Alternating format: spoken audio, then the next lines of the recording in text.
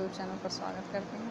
सुनाने जा रही हूँ एक नाटक का गीत। आप लोग कैसा लगा मुझे जरूर बताइएगा। तीन चूड़ी तीन दर्जनवा कलाई मोरी दाबे कंगनवा।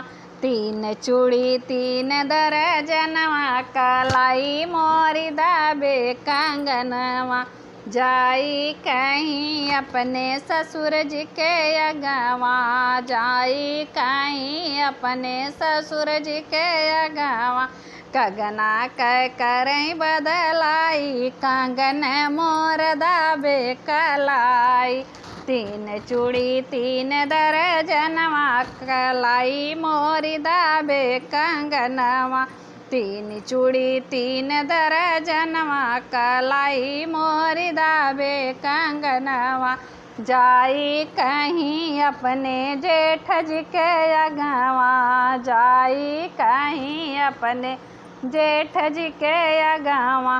भेज दी है अच्छा चूड़ी हरवा कलाई मोरी दाबे कंगनवा।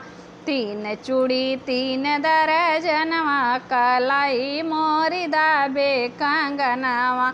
जाई कहीं अपने बारे देवर से। जाई कहीं अपने बारे देवर से।